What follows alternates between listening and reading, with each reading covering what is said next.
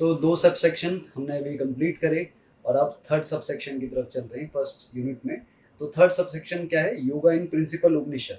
ठीक है, अब देखिए यहाँ पे मैं आपको एक चीज पहले क्लियर करना चाहता हूँ कि yoga in principle Upanishad it's a very wide topic.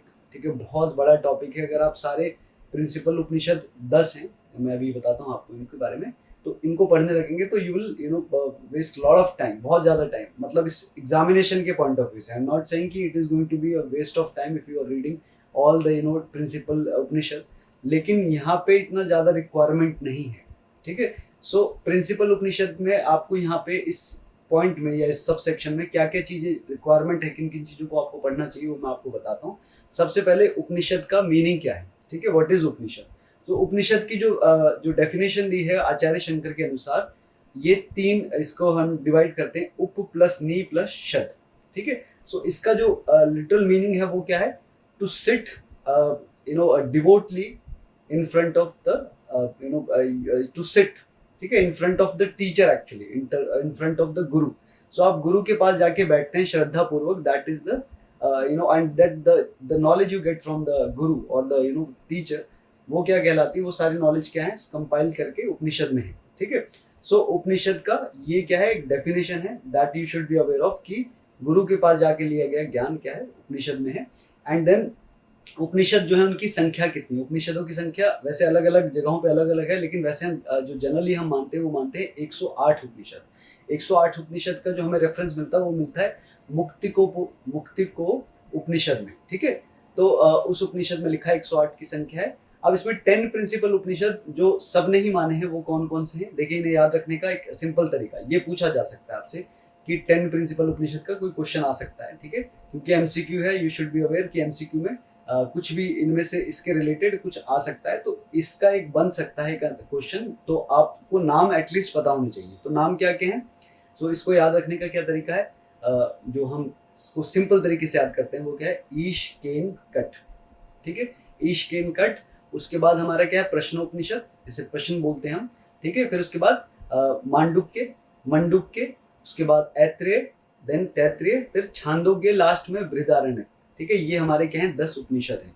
ठीक है, अब देखिए उपनिषदों में क्या है? उपनिषदों में टीचिंग्स बहुत वेदों की क्या है, इसको आप इसका एक लिटरल डेफिनेशन एक दूसरे भी होती है कि उपनिषद मतलब जब जिसमें क्या है वेदांत, इसको जो दूसरा नाम इसका लिया जाता है वेदांत भी बोला जाता है। तो वेदांत में मतलब वेदों का अंत, यानी जो वेदों में जितनी नॉलेज थी उसे कंपाइल कर दिया गया क्या? उपनिषदों में। ठीक है, और वो क्या है? उपनिषदों की फॉर्म में हमें दिया गया बाय द गुरुज और बाय ऑल द टीचर्स। सो इसमें फिर अब मैंने आपको बताया कि 10 उपनिषदों के नाम बताएं। अब देखिए इसमें अगर हम ओवरऑल देखें कि उपनिषद क्या क्या किस किस टॉपिक को छेड़ते हैं, किस किस टॉपिक पे बात करते हैं, तो वो टॉपिक हम थोड़ा सा समझने की कोशिश करते हैं। देखिए सबसे इंपॉर्टेंट तो क्या है कि उपनिषद बात करते हैं आत्मा और ब्रह्म का कंसेप्ट आता है इसमें। ठीक है, आत्मा सेल्फ कॉन्शियसनेस, ब्रह्म मतलब सुप्रीम कॉन्शियसनेस या यूनिवर्सल कॉन्शियसनेस। ठीक है, एंड देन उसके अलावा इसमें क्या क्या कंसेप्ट आते हैं? इसके अलावा इसमें आता है हमारा पंच महाभूत। ठीक है, पंच महाभूत जो हमारे ग्रॉस एलिमेंट हैं, क्या क्या हैं? पृथ्वी, अग्नि, जल, आकाश, वायु, ये 5 क्या है? 5 महाभूत जो हैं, इनका कंसेप्ट आता है। उसके अलावा जो अगला कंसेप्ट आता है वो आता है हमारा पंचकोश, जो तैत्तरीय उपनिषद में बड़ा इंपॉर्टेंट एक कंसेप्ट है और वो हम आगे भी डिस्कस करेंगे। ठीक है, तो I am not going to touch it here, क्योंकि आगे इसके बारे में बिल्कुल डिटेल में आपको बताया जाएगा, आगे सब सेक्शन में आने वाला है पंच उपनिषद की धारणा। ठीक है, उसके अलावा क्या पूछा जा सकता है आपसे? उसके अलावा उसके अलावा इसमें और क्या क्या टॉपिक छुए गए हैं? वो हैं सेल्फ की, आपकी जो खुद की जो सेल्फ की जो हमारी अवस्थाएं हैं वो कौन कौन सी हैं। जैसे इसमें 4 अवस्थाओं के बारे में बताया जाता है। जागृत मतलब अवेक स्टेज जो है हमारी।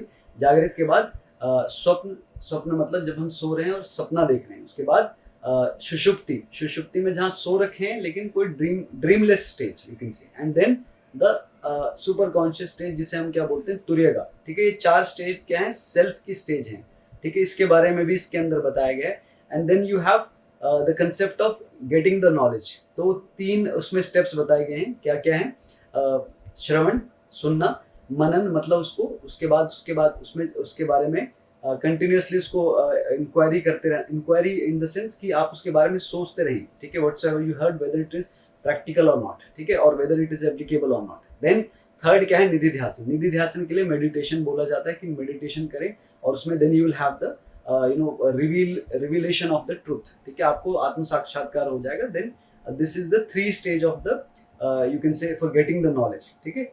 सो इसके अलावा क्या है, यहाँ पे एक माया का कंसेप्ट आता है कि माया जो है वो क्या है, ब्रह्म की ही क्या शक्ति है जिसने ये पूरा संसार रचा है।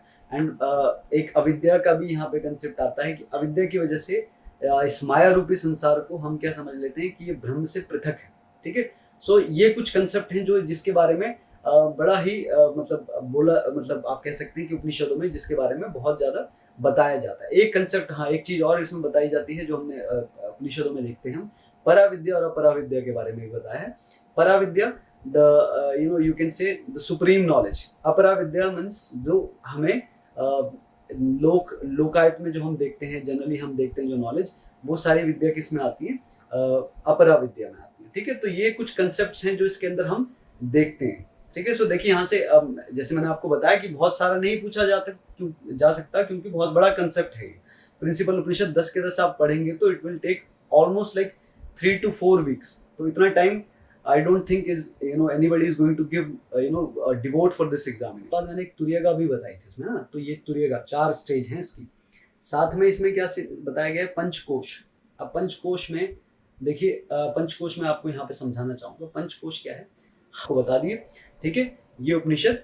एंड उसके अलावा क्या है, इसके अंदर क्या क्या कंसेप्ट है वो भी मैंने आपको बता दिया। तो that is suffice for this third subsection I say, ठीक है। Then moving on for the fourth section. अब फोर्थ सबसेक्शन क्या है हमारा, योगा ट्रेडिशन इन जैनिज्म, ठीक है। जैनिज्म में जो योगा ट्रेडिशन है जिसमें स्पेसिफिक मेंशन क्या है हमारा, स्यादवाद का, theory of 7 fold prediction and concept of कायत्सर्ग एंड प्रेक्षा मेडिटेशन, ठीक है। नाउ अब जैन दर्शन में आप देखेंगे योगा का रेफरेंस बहुत ज्यादा मिलता है, ठीक है। जैन दर्शन में भी जो हमारे आपने यम पढ़े हैं, अगर आप जैसे अष्टांग योग पे भी हम चलेंगे तो उसमें यम आता है, ठीक है। यम एक उसका फर्स्ट स्टेप है। तो यम जो है वो जैन दर्शन में भी फॉलो होते हैं, ठीक है। जैन दर्शन अहिंसा को फॉलो करता है, आपको आई एम श्योर आपने भी सुना होगा इस बारे में, ठीक है। तो अहिंसा उनका क्या है, प्रथम सिद्धांत है कि non violence you have to follow, ठीक है। नॉन वायलेंस बहुत ज्यादा काइंड ऑफ लाइक मैंडेट है ना, हर इंसान के लिए, हर जो भी जैन दर्शन को फॉलो करता है, जो जैनिज्म को फॉलो करता है, ठीक है। तो ये सारा क्या है योग के अंदर भी है, तो वो भी they are also talking about the same thing, ठीक है। If I am not wrong they said Panchsheel, ठीक है, पंचशील कहते हैं वो उसे जैन दर्शन में, ठीक है। सो इस तरीके से उनमें और भी योगा की और भी चीजें उनमें हमें देखने को मिलती है। अब आएंगे अगला जो इसमें इसी में बोला गया है, स्यादवाद का कंसेप्ट, ठीक है। तो स्यादवाद जो है देखिए ज्ञान मीमांसा के अंदर आता है, ठीक है, ज्ञान मीमांसा के अंदर है जैन दर्शन के अंदर।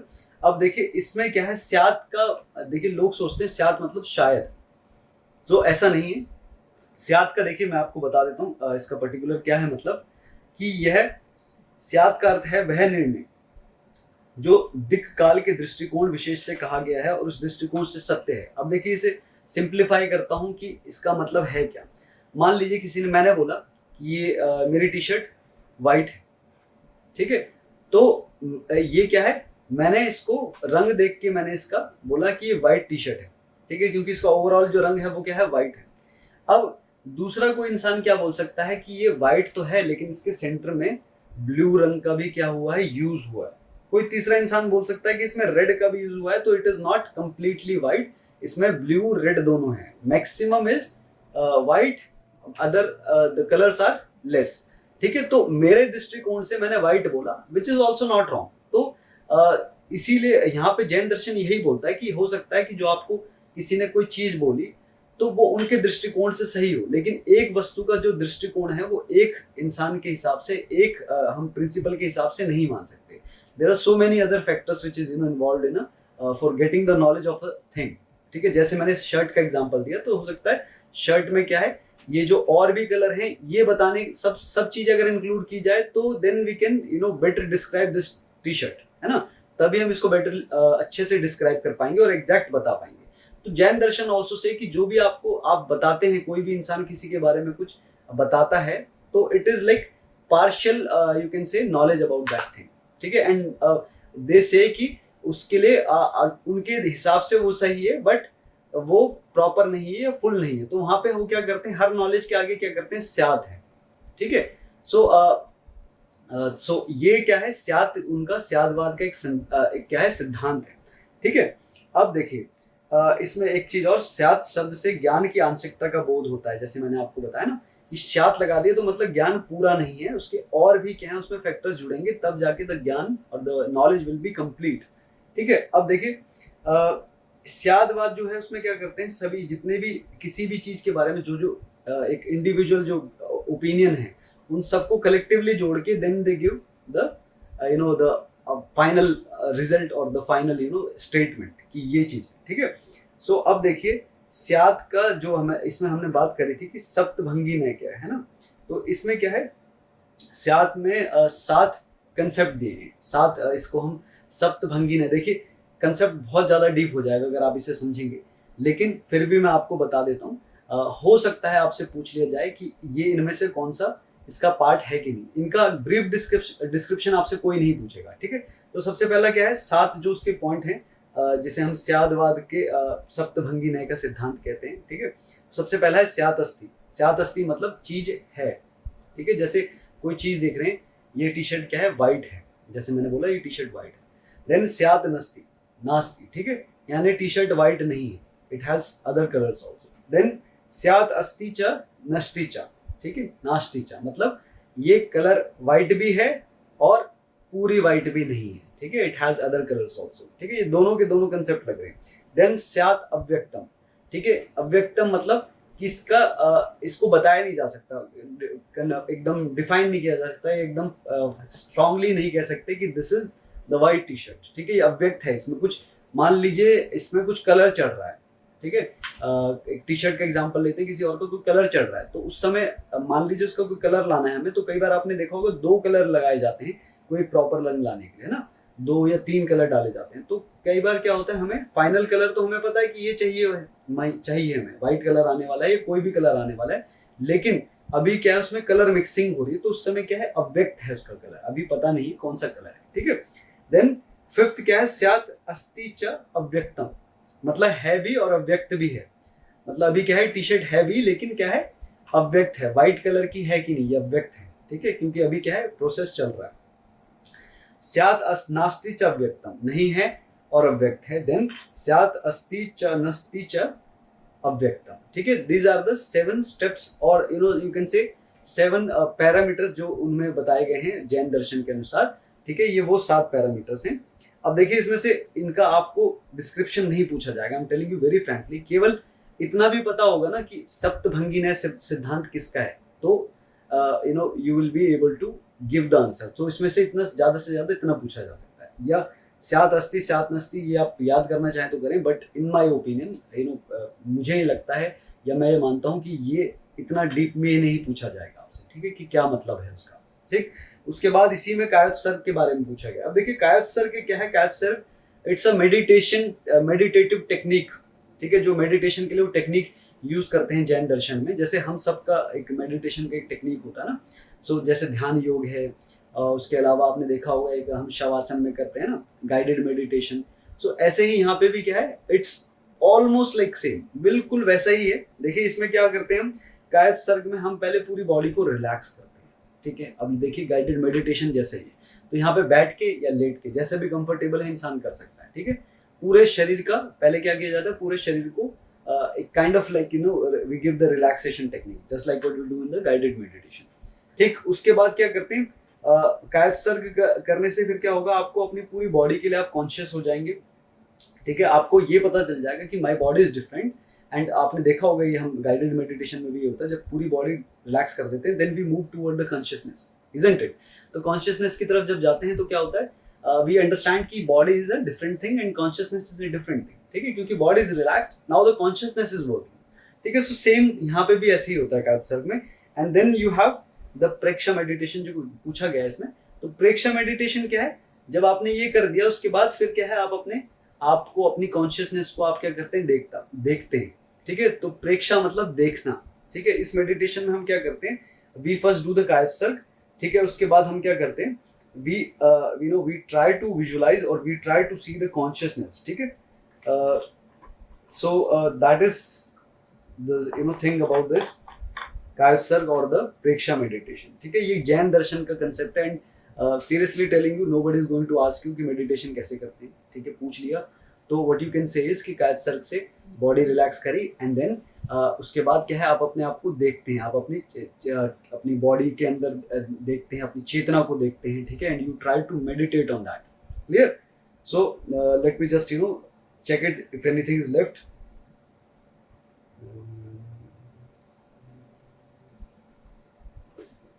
Yes, now the benefit of the कायोत्सर्ग. ठीक है, कायोत्सर्ग का बेनिफिट क्या है? वही सेम जो आपको गाइडेड मेडिटेशन में आपको बेनिफिट मिलते हैं, same. It helps you realizing the self. आप अपने आपको रियलाइज कर सकते हैं, आप अपनी चेतना का या अपनी कॉन्शियसनेस के बारे में रियलाइज कर पाते हैं इसके थ्रू. ठीक है, इससे आपको फिजिकल, मेंटल और इमोशनल स्ट्रेस में आपको हेल्प मिलती है ना. फिर help practitioner in achieving balance state of mind. Same जो सारे उसमें बेनिफिट मिलते हैं और सारे के सारे आप यहाँ पे भी कर सकते हैं. ठीक है, bring positive transformation physically, mentally, emotionally and spiritually. Clear? And then it can also cure the sleep disorder. And these are I think same thing which you get from the you can say the guided meditation which you do in the shavasana. ठीक है, तो need not to be worried about कि what is this, क्या होगा इसमें, क्या हो जाता है. अब इसमें ना और भी सारी चीजें हैं लेकिन वो हमारे काम की नहीं है, but for your knowledge I tell you. Sorry.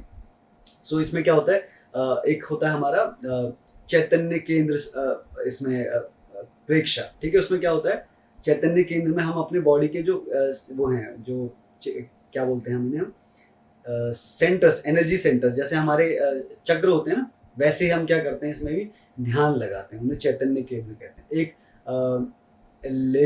लेश करके भी है एक इसमें.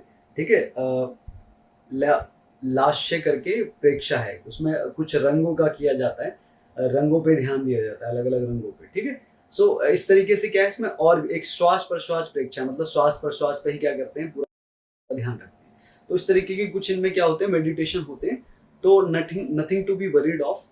बहुत सिंपल. इसमें पूछा जाएगा ज़्यादा से ज़्यादा, तो आपसे पूछा जाएगा कायोत्सर्ग किस दर्शन में करवाया जाता है, किस धर्म में करवाया जाता है, या प्रेक्षा मेडिटेशन किस धर्म का पार्ट. इतना, ज़्यादा से ज़्यादा इतना. ठीक है, आपकी अगर आप वीडियो देख रहे हैं तो आपको एटलीस्ट नॉलेज तो हो गई है, आपको बहुत ज़्यादा पढ़ने की जरूरत नहीं पड़ेगी. ठीक है, सो आई होप कि this fourth point is also clear for you. ठीक है, now moving on for the fifth part. Clear? जो फिफ्थ सबसेक्शन है, let me just check कि what's there in the syllabus, anything left or not. ठीक है, सो स्यादवाद हमने देख लिया, कंसेप्ट ऑफ 7-fold प्रेडिक्शंस. ठीक है, क्या क्या प्रेडिक्शन हो सकते हैं किसी एक चीज के लिए, है ना. स्यात् अस्ति, स्यात् नस्ति, स्यात् अव्यक्तम, ये सारी चीजें. ठीक है, now yoga tradition in Buddhism and concept of आर्य सत्य, 4 नोबल ट्रूथ. ठीक है, this is the fifth point. अब देखिए, योगा ट्रेडिशन इन बुद्धिज्म, ये बिल्कुल ऑलमोस्ट, ये देखिए जैसे यम का जो मैंने आपको बताया था ना, अहिंसा, सत्य, अस्तेय, जो हमारे योगा में, अष्टांग योग में फॉलो होते हैं सारे प्रिंसिपल, यम के अंदर जितने भी पॉइंट्स हैं वो सारे यहाँ पे भी फॉलो होते हैं. ठीक है, उसको ये वहाँ पे मैंने आपको शायद गलत बताया था. तो पंचशील जो है यहाँ पे बोला जाता है बौद्ध दर्शन में. ठीक है, वहाँ पे पंच महाव्रत कहा जाता है. जैन दर्शन में आपको जो अहिंसा, जो मैंने बताया था ना आपको, अहिंसा, सत्य, अस्तेय, ब्रह्मचर्य, ये जो 5 जो इसके स्टेप्स होते हैं यम के, इनको क्या बोला जाता है, पंच महाव्रत. यहाँ पे कहा जाता है बुद्ध दर्शन में पंचशील. तो आपसे ये पूछा जा सकता है कि पंच महाव्रत, और इसमें क्या है, जैन दर्शन में उन्हें पंच महाव्रत कहा जाता है, इसमें बोला जाता है पंच महाशील. ठीक है, ऑलमोस्ट सेम है, अहिंसा, सत्य, अस्तेय, ब्रह्मचर्य. ठीक है, अपिग्रह की जगह यहाँ पे क्या है, नशा ना करना. वैसे कोई पूछेगा नहीं आपसे. ठीक है, but for your knowledge I am telling you. अब इसके देखिए, बौद्ध दर्शन किसने दिया. अच्छा, जैन दर्शन में हमने ये नहीं बताया कि जैन दर्शन के प्रवर्तक कौन थे. वो कौन थे, ऋषभ देव. ठीक है, लेकिन वो पहले तीर्थंकर कहा जाता है, फर्स्ट तीर्थंकर. और जो जैन दर्शन में जो सबसे लास्ट 24वें तीर्थंकर जो है महावीर, उनको हम सबसे ज्यादा जानते हैं ना. महावीर जी जो थे, तो उनको क्या बोलते हैं हम, कि वो उनकी वजह से बहुत ज्यादा इसका प्रचार प्रसार हुआ. ठीक है, तो इसलिए जैन दर्शन में ये भी पता होना चाहिए आपको कि उसका प्रवर्तक कौन थे. ठीक है, और किसने उनकी स्थापना करी. क्लियर? अब यहाँ पे अगर हम बुद्धिज्म की बात करें तो बुद्धिज्म देने वाले कौन थे, सिद्धार्थ गौतम. ठीक है, सो इनकी कहानी अगर आपने नहीं देखी तो आप देख सकते हैं, यूट्यूब पे बहुत वीडियोज़ हैं इनकी, इवन मैंने अपने चैनल में खुद भी कवर करी है। अब देखिए जैन दर्शन का सारा ज्ञान जो है वो एक त्रिपिटक, मतलब उन्होंने क्या है 3 सेक्शंस बनाए हैं इसके, उसमें डिवाइड कर दिया है, ठीक है। तो इसमें आपको डिवाइड के बाद मतलब पूछा नहीं जाएगा कि डिटेल में क्या क्या है किसके अंदर, लेकिन 3 उनके डिवीजन करे, एक सूत पिटक, एक अभिधम पिटक और एक का नाम है विनय पिटक। ये भी हार्डली कोई आपसे पूछे। हाँ, the main thing is 4 noble truth, ठीक है। 4 आर्य सत्य क्या है जैन सॉरी बौद्ध दर्शन के अनुसार। तो 4 आर्य सत्य आपको जरूर पता होने चाहिए। सबसे पहला है सर्वम दुखम, ठीक है। पहला सत्य मतलब संसार में हर जगह क्या है, दुख ही दुख है, ठीक है। देन सेकंड क्या है, दुख समुदाय, इन दुखों का क्या है, कारण है। इसका मतलब है समुदाय मतलब दुखों का क्या है, कारण है, ठीक है। उन कारणों का क्या है, उसका थोड़ा अगर जब इसे पढ़ते हैं तो पता चलता है उन कारणों का निदान भी पॉसिबल है। उसके लिए इन्होंने एक कंसेप्ट दिया जिसे बोलते हैं द्वादश निदान, द्वादश निदान, ठीक है। मतलब 12 स्टेप्स हैं जिनके थ्रू क्या कर सकते हैं, जो इसके लिए क्या है, दुख के कारण है, ठीक है। और उनको क्या कर सकते हैं, उनके थ्रू क्या होता है, आप निदान कर सकते हैं, ठीक है। दुख समुदाय, सो जस्ट अ सेकंड, दुखम सर्वम दुखम फर्स्ट, देन दुख समुदाय, दुख के कारण है, ठीक है। तो आप ये मानिए, देखिए दुख के कारण है ये। अब यहाँ पे एक ना कार्य कारण सिद्धांत आपको मैं थोड़ा सा बताना चाहूंगा कि हर चीज का कुछ ना कुछ कारण होता है। ये हमारे वैदिक दर्शनों में भी हम देखते हैं, कार्य कारण सिद्धांत हर जगह हमको देखने को मिलता है सारे दर्शनों में। तो कार्य कारण सिद्धांत क्या बोलता है कि हर चीज के जो अगर उसका कारण नहीं होगा तो कार्य भी नहीं होगा, ठीक है। जैन दर्शन भी इसे मानता है, लेकिन उसे क्या बोलता है वो, प्रतीत्य समुत्पाद, ठीक है। उनको अपने सिद्धांत को क्या बोलते हैं, कार्य कारण सिद्धांत की जगह बोलते हैं प्रतीत्य समुत्पाद, ठीक है। तो इसमें क्या है, इन्होंने कारण की लिस्ट बताई है कि वो क्या कारण है इसका। जैसे मान लीजिए आपका जन्म हुआ, इसका क्या कारण है, ये पूर्व कर्म रहे होंगे, उसका क्या कारण है, क्या लोभ रहा होगा।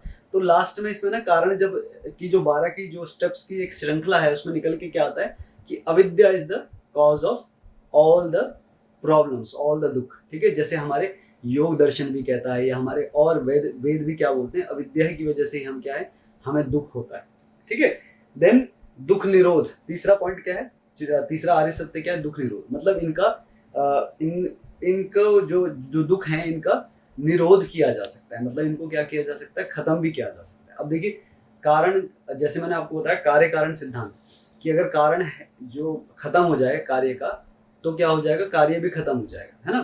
तो सेम निरोध इन्होंने बोला, दुख निरोध, दुख का निरोध हो सकता है। तो आप क्या कर सकते हैं, अगर आप अविद्या हटा दें तो क्या हो जाएगा, आपका दुख का एक तरह से निरोध भी हो जाएगा, ठीक है। तो अविद्या खत्म हो गई तो क्या हो जाएगा, आपका दुख भी खत्म हो जाएगा।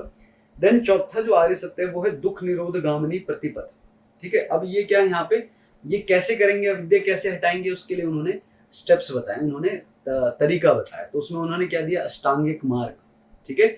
सो अष्टांगिक मार्ग क्या है, ऑलमोस्ट ये समझ लीजिए जैसे हमारे यहाँ पे हमारे योग दर्शन में जो 8 स्टेप का अष्टांगिक मार्ग है, बिल्कुल ऑलमोस्ट वैसा ही है, ठीक है। तो इसमें वही मार्ग बताया गया है आपको। अब देखिए इसमें और क्या क्या चीज है, हाँ, सो दैट्स इट, इतना इसमें क्या है आपको पूछा जा सकता है। देखिए एक सबसे पहला इंपॉर्टेंट कि इसके प्रवर्तक कौन है, सिद्धार्थ गौतम। उसके अलावा इसमें क्या पूछा जा सकता है आपसे कि पंचशील किस दर्शन का सिद्धांत है, तो वो किसका है, बौद्ध दर्शन का, ठीक है। और देन 4 आर्य सत्य, सबसे पहला दुख, देन उसके बाद दुख समुदाय, दुख के कारण है, ठीक है। देन दुख निरोध, उसका निरोध भी सिंपल है, हो सकता है, मतलब उसको खत्म भी किया जा सकता है दुख को। एंड चौथा क्या है, दुख निरोध गामिनी प्रतिपद, मतलब वो जो तरीका है, वो अष्टांगिक वे जो है, वो उससे क्या कर सकते हैं आप, दुख को या विद्या को खत्म कर सकते हैं, ठीक है। तो ये क्या है, इसके स्टेप्स हैं, ये इसके 4 आर्य सत्य हैं। तो इसके अलावा आपसे कुछ भी नहीं पूछा जाएगा, ठीक है। मैं आपको इस चीज के लिए अश्योर करना चाहता हूँ कि बहुत ज्यादा आप जाएंगे दर्शन में, तो दर्शन is a very wide concept. आप हो सकता है कि आपको 1 साल भी लग जाए दर्शन को समझने, ठीक है।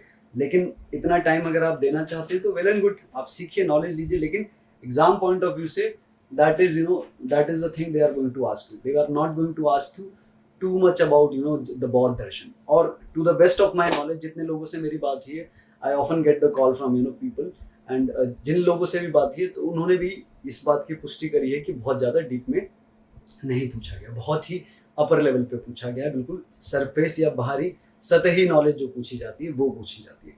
तो आई होप अभी तक आपको ये समझ में जरूर आ रहा होगा कि कितना पढ़ना है, ठीक है, एंड कितना इस चीज़ के लिए नॉलेज आपको लेनी है, कितना पेपर पॉइंट ऑफ व्यू से आपके लिए रिक्वायर्ड है, ठीक है। सो अब हम बढ़ रहे हैं अगली unit which is the 6th one, ठीक है। चलिए मिलते हैं 6th में।